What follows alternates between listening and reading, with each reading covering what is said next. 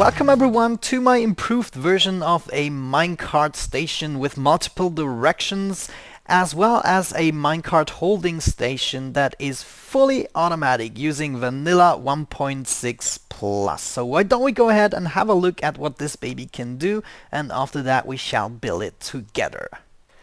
As usual with my redstone tutorials, I want to give you a better understanding behind the functionality, so I laid it out as niftily and easily as possible. In case you want to compact it, you can always do so. Let's have a look at the different modules first. Right here I have my input. Here I will choose my destination. So for instance, I will choose this destination and it will remember my selection. I can always reset it right here and choose a different destination if I wanted to. Once I'm happy with my destination, I'm gonna call myself a minecart, hop in and start the journey. I should be going to destination 2 because that's the one I've chosen, and I set it up so we go back directly to the train station. Of course, this would lead to destination 2 where there is a train station like this. Once I hop out of the minecart, I will automatically be putting it back into the Minecart Storage where it will wait for its turn. Sweet. If a player fails to be in the minecart while pressing this button, there is actually a player detector right here that will make sure only minecarts with players will go towards the chosen destination and all other minecarts will go back directly into the storage. So if I press this button, the minecart should be going right here rather than to any destination. Of course, right now I haven't chosen any destination, but theoretically that means it will go to the last one right here. So it doesn't really matter if we have this switched on or not, because it is the last one in the row and there's no possibility to go in any other direction than this. So a default stage would actually mean the last destination, but that's just a visual flaw. You can of course always choose the destination, but it won't actually change anything in theory.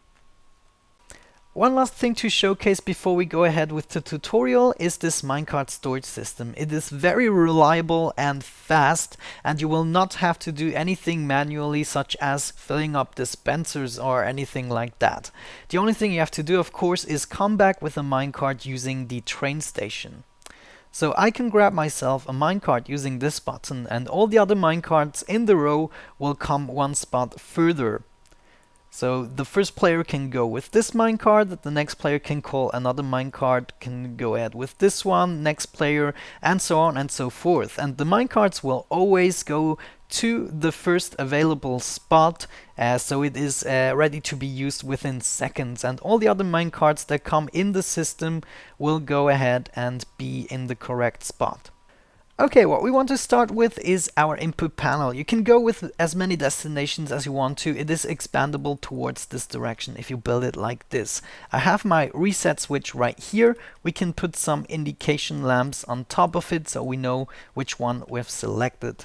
Now let's make the RS no latches for this. I'm going with the usual one wide RS NOR latch that is the most convenient for designs like this.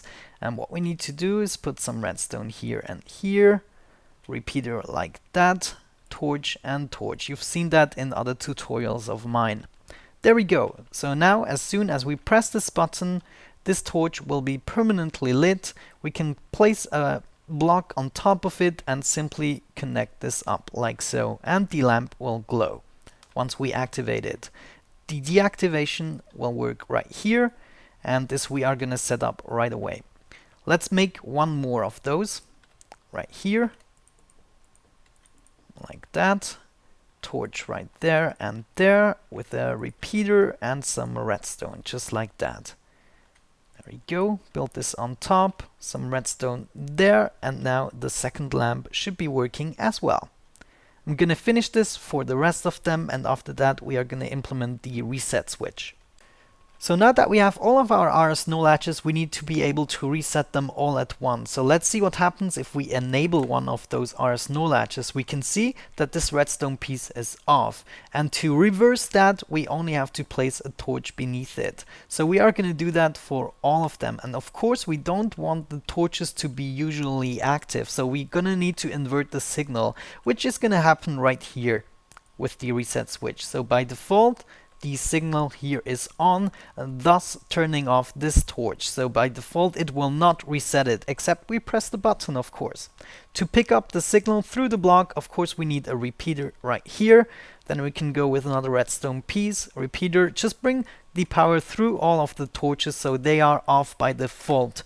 And now I can activate one destination, and if I wanted to reset it right here.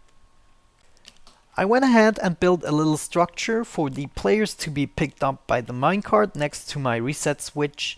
And right here are going to be the destinations, and right here is going to be the minecart holding cell. So once a player comes in, he will be staying onto this booster rail, and he can activate it using this button.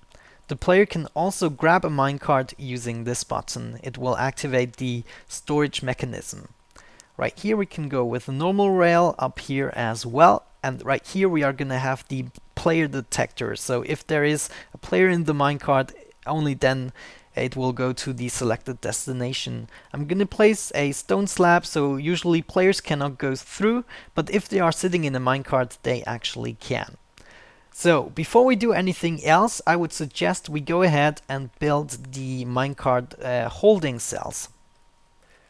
The way those holding cells are set up is actually using a lot of space, at least into one dimension, but it can always be hidden underground. I really like the mechanism behind it, that it is fully self-sufficient as long as someone is coming back with a minecart using the train station. Now, what you need to do is go with a 3 down, 4 up, 3 down, 4 up pattern for as many minecarts as you want. Since I have 5 destinations, I went with 5 holding cells. What we want to do now is place a detector rail onto this one, as well as this and this one. We can do this for all of them, and the way this works out will be very clear very soon. So don't worry about that. The last one we are going to do is right here. We are also going to place a booster rail right here, so we can actually stop the minecart from going anywhere we don't want to, and the rest we can fill up with normal rails. So booster rail right here, normal rails, booster rail, and normal rails, and so on and so forth.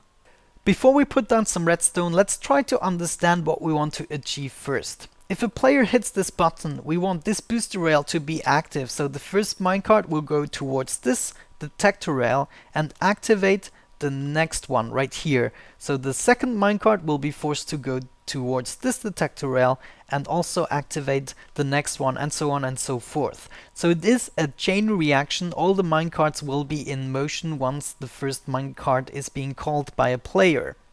Now we have to set certain conditions, which we are going to do with RS no latches again, and those detector rails right here will make sure that the minecarts will be staying in the correct cell. Now what does that mean? The only case we have no minecart right here is if this minecart has been going over this detector rail and saving this condition. And if there is no minecart right here, it means nothing has gone over this detector rail yet. And this detector rail will change this condition. So as long as there is no minecart right here, this condition will always be true, which means it will always force the next rail to be active. That means as long as we don't have a minecart right here, this will be active no matter what. I prepared a little strip of quartz so we can place down our redstone. What we want to make sure is that this detector rail will be sending a signal 1 block down, so we can place redstone above it, which doesn't interfere with each other. So this detector rail should be sending the signal all the way over to all the booster rails basically.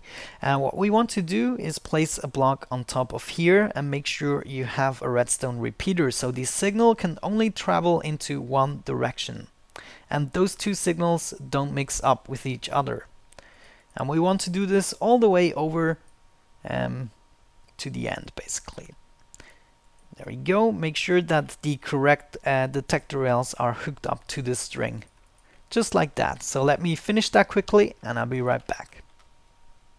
Before we do anything else, we should actually hook up our RS no latches.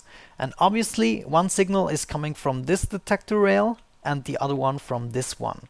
We want to build our RS no latches about where our booster rails are, and we're going to pick this signal and build the same RS no latch that we have built previously using a repeater right there, piece of redstone, and a torch right there. And as soon as a minecart hits this detector rail, the RS no latch will switch and stay in this position, and as you can see, power this booster rail. What we want to do is pick the signal now from this detector rail and bring it all the way over to this RS no latch, and make sure that the redstone actually makes the corner, so this redstone torch will be influenced. That means now once a minecart hits this detector rail, the booster rail will shut off again because the RS no latch has switched. And now we only have to do this for each of the booster rails that we have. I'm gonna do it for one more on camera. So we're gonna have one of our RS no latches right here. Just prepare it a little bit. Some piece of redstone, torch right there, a repeater, and our last torch like so. We're also gonna carve out some more of the area right here and bring over our redstone. Just like that. Easy as that. Gonna do this and rinse and repeat for the rest of them, and I'll be right back. So theoretically we are ready to test our system. What should happen is that it will try to disable each of the RS no latches if I send a minecart into the system, but the RS no latches will be forced to be in this position for as long as there is power coming from this RS no latch. And there we go, the first slot is disabled, and now you can see that this RS no latch is disabled, but the rest of them is still being forced on. And I can send as many minecarts in there as I want, or actually as many as there is holding spaces for them, but you get my drift. So this is already working out, pretty darn cool. What we want to do now is make sure that only minecarts with players will actually go towards the destination, and all the other minecarts will go back towards the holding cells, just like that. So I made a little intersection, as you can see, and what we want to do is build a frame or something like that where we can place some tripwire, for instance. You may hide it a little better if you wanted to.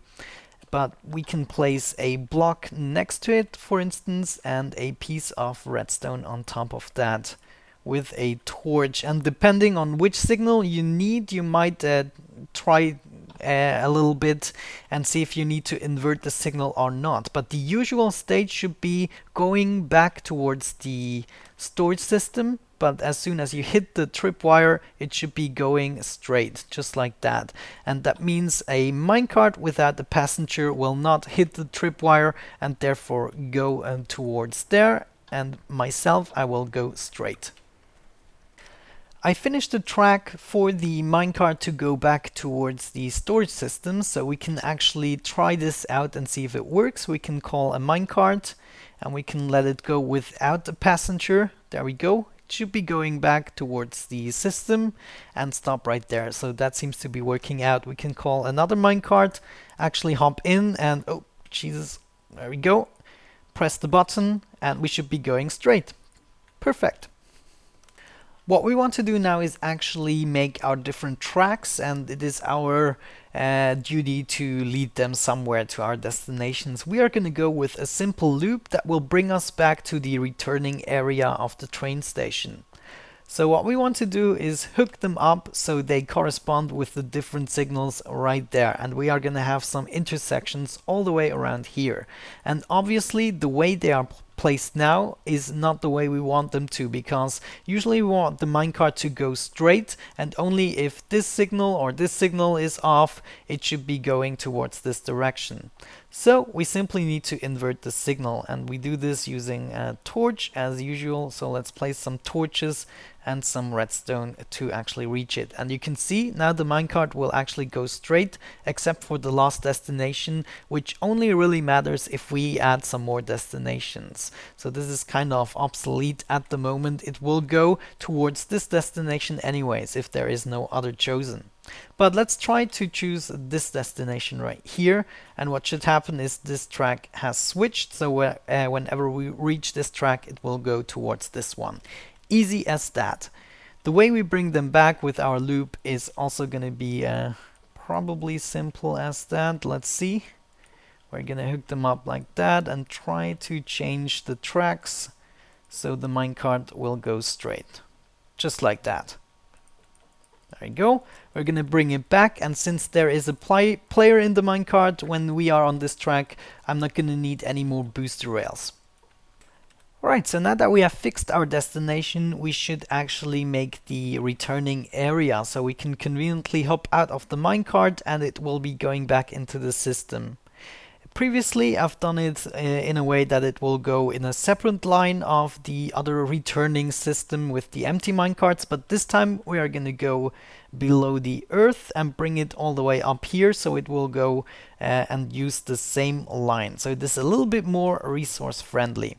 But anyways, we're going to have two of the booster rails right there, because with a player it needs a little bit more to actually stop the minecart. You should also make sure that it doesn't come in too quickly. As you can see, I haven't used any booster rails except this one right here, which we actually should activate. There we go.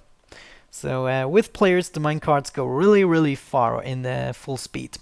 But anyways, what we want is probably a little wall right here, so we will actually be pushed out of the minecart towards this direction, and therefore we could activate some pressure plates, which will then activate the booster rail again. So what we could have is some redstone below here, and actually we're going to place it right here, and also remove some of this, and we're going to place redstone all below here that will connect up with each other. There we go. That should be good. So whenever we stand on a pressure plate like this, it should be activating. Cool. And we can easily cover this up. Great. Now we can place the rest of our rails. I'm going to probably place one here like so, and then it should be going down. And below here, since there is no actual minecart or no player in the minecart, we should make sure that it has enough speed to go upwards, just like that. And here we should make sure that it connects up the right way. Let's try to place a torch below here. There we go. And now you can see it will go straight right here, and this one will go straight as well. So we can actually cover this up again and make it look beautiful. There we go, and we should make sure that this has power from somewhere. Of course, whenever you place torches, make sure that you don't actually power something you don't want, such as this powered rail. So I had to replace my torch onto the other side, and now it doesn't power anything I don't want it to. Which means our system should be ready for a little test drive. So first things first, let's call a minecart and let it go by itself to see that the player detector still is working out. Pretty cool. It's going back, and we are going to choose a destination such as destination 3. It is active, as we can see. We call another minecart. I'm going to go into it and press this button. The player detector works with the player as well. That is good. We're going back in the loop. We took the third destination, so that worked out. And we can simply shift click right here, and we should be going on the pressure plates. The minecart will be pushed to the track again, and it looked a little bit close. Maybe you want to add some more booster rails and do something with the speed. Also, I think we came in pretty fast, so we could probably disable this booster rail and adapt the speed a little bit. Just make sure that you don't come in too fast with this holding system, because if the minecart is in a horizontal position, it will not be able to go back into the system. But just for the heck heck with it, let's try to go to this destination as well. There we go. Get another minecart. Press the button, and hopefully we'll be going to the 4th destination. Pretty cool. And now we don't seem to be as fast. Cool. And that also works out pretty good. There we go. There you have it, guys. Alright, this has been it for today's tutorial. If you learned something or found it helpful, I would appreciate a thumbs up on the video. And if you have any questions, feel free to leave them down in the comment section and I will get back to you as soon as I can. Other than that, have a great time and hopefully see you the next time. Bye bye.